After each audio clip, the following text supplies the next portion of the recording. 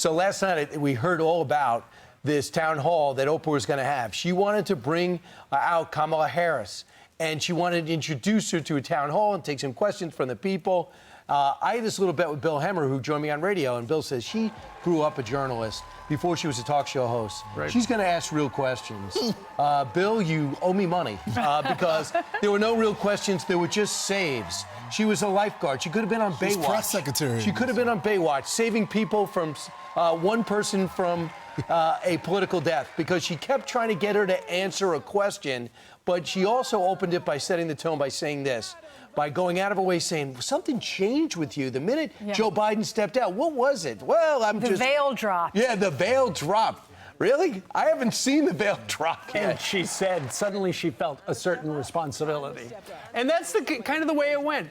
Lots of celebrities. Oprah Winfrey is perhaps one of the preeminent talk show hosts of American television history. And so, keep in mind, she has been an independent. Politically, the only time she really got behind any candidate was in 2007 with Barack Obama. No one thinks she's independent. She really pushed him at that point, and she stayed to the side. We never saw her at a convention endorse anybody until this summer, when she put everything she's got behind Kamala Harris. Yeah, I don't know how you host a town hall type format for 2 hours after you essentially gave a political endorsement of a candidate. Well, we know whose side she's on the stage. She used to represent that working class woman, appealing to the issues that matter to them. So she had an opportunity, a question was asked, to press her on this question right here. Watch. We really would love to know what your plan is to help lower the cost of living. Yeah, first of all, thank you both for being here. And yours is a story I hear around the country as I travel. And in terms of both rightly having the right to have aspirations and dreams and ambitions for your family, and working hard and finding that the American dream is, for this generation and so many recently, far more elusive than it's been. And we need to deal with that. And there are a number of ways. One is bringing down the cost of everyday necessities, including groceries. So that's why I'm taking on, for example, price gouging, which is when, most companies and corporations are good, but for those bad ones, they take advantage of people, especially during a pandemic or extreme weather, and they end up jacking up prices. You know what I realize? The truth doesn't matter, because the truth is inflation is high. That's why prices are up under Biden and under Kamala Harris's presidency. And interest rates are high. They did go down, 50 basis points, but not as low as they were under Donald Trump when they were 2.44%. People can't have the American dream like they used to under President Trump. But if they hate Donald Trump so much that they put on these shows, they bring in all these celebrities, which I don't think helps. I think actually it hurts. Julia Roberts, she zoomed in, Bryan Cranston, Chris Rock, Meryl Streep, and others as well. And those are the coastal elites. Those are the celebrities that no one can relate to. Oprah's a billionaire. People in that audience behind her are struggling because of these high prices. It's all smoke and mirrors, though. This is all propaganda to make you think that Kamala Harris is going to be a great candidate. Meanwhile, if you look at her voting record, she is so progressive. She wants to take money from hardworking Americans so that everyone's equal, everyone makes the same amount of money. But look at her response, though. I mean, every time she speaks, I leave dizzy. She's just speaks in circles. So long. And, it's one thing that I cannot stand. Make your point and get out of it. Just 1, 2, move. Right. And she just doesn't have the ability to just let us know, point A, point B, this is what I'm going to do, make your life better, and move on. Keep in mind, she has the job already. If she knew how to bring prices down, she would have done it. I'm pretty sure. Number 2 is the price gouging. She's shown no proof of any price gouging, and she took at least a minute and a half to get to price gouging. I understand, acknowledge the question and answer the question, but you're acknowledging the question because you have no answer to the question. That was it. So it was so tedious to watch. And then you think when the celebrities came on, they would say something. I know it's crazy. They would say something of substance.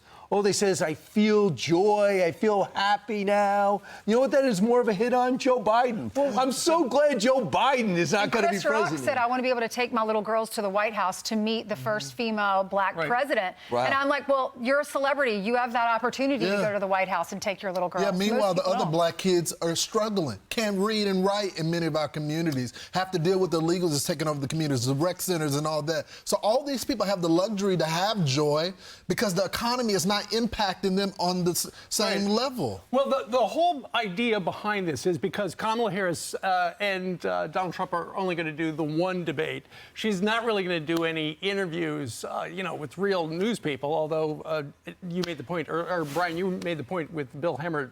She used to be a reporter. She was a reporter in Baltimore. But she was there as an activist to try to prop her up. Because what the campaign is trying to do is they're trying to get the people who are persuadable. Right now, according to the new Fox News poll, the people who support Trump and Kamala Harris, only 1% of them are movable. But there's a tiny little sliver in the middle that are undecided. And that's why they're trying to do this. It's unconventional because this was all streaming. So they're obviously going after kids who watch everything on the phone. The New York Times just dropped a story that says, and this goes to the point about how important your phone is and the online stuff. The week of the debate, the Kamala Harris campaign outspent Trump 20-1 buying ads on Facebook and Instagram. The whole idea was to say, essentially, we've got a lot of money, and we're going to try to get the message out. She's this. And so they're presenting a certain image, and there's a lot of feelings, but not a lot of facts. Oh. So she also talked about something else. Yeah, she talked about, we know she has a gun. She said that when she was asked about the mandatory buyback thing at the debate. You want to buy back everyone's guns? You're going to make everyone turn over their guns? And she said, no. Tim has guns, her vice president, and I have a gun. So we learned more about that and what she plans to do with her gun if someone breaks in her house. Listen. I'm a gun owner. Tim Walz is a gun. I did not know that. If somebody breaks in my house, they're getting shot.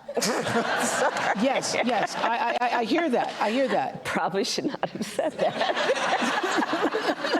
But my staff will deal with that later. They deal with everything. They always clean up the mess. This whole campaign has been run by staff. But even Oprah, who's being genuine, she goes, I did not know that. No one knows that you've been district attorney, you've been attorney general, and you've been senator. There has been no ads ever cut of Kamala Harris saying that she has a gun. Well, she has talked in the past about guns and talked about the need to keep it in a safe place. Let's listen to the DA, Kamala Harris, talk about what happens, what police should be doing for gun owners. Watch. We're going to require responsible behaviors among everybody in the community. And just because you legally possess a gun in the sanctity of your locked home doesn't mean that we're not going to walk into that home and check to see if you're being responsible and safe in the way you conduct your affairs.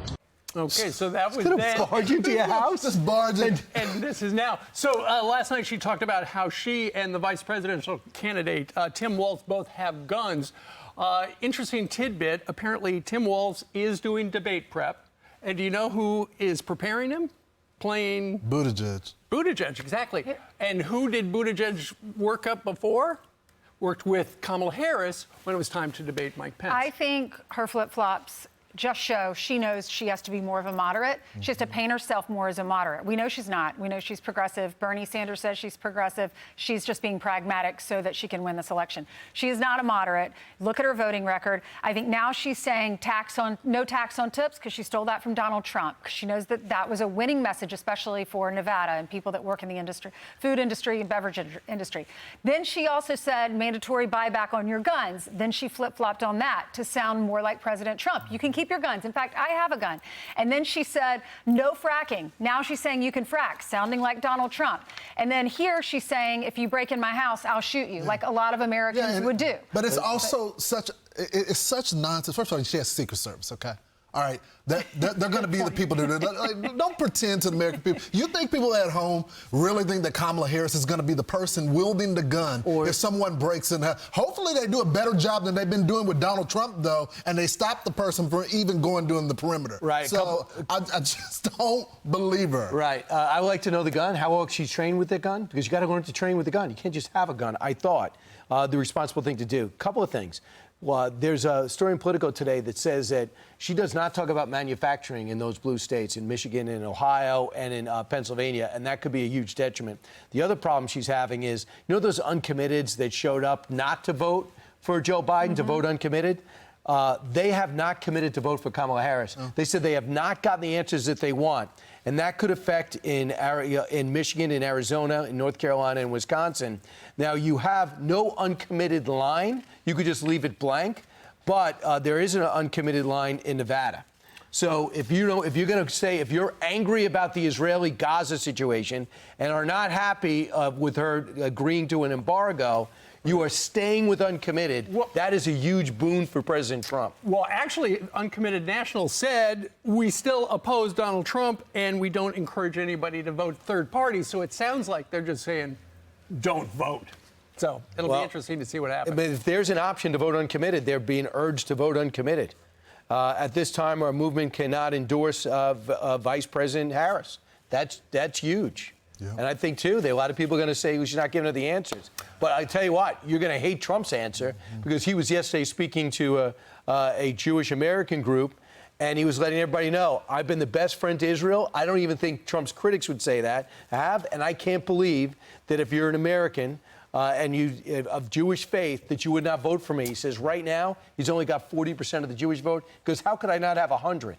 I'm Steve Doocy. I'm Brian Kilmeade. And I'm Ainsley Earhart. And click here to subscribe to the Fox News YouTube page to catch our hottest interviews and most compelling analysis.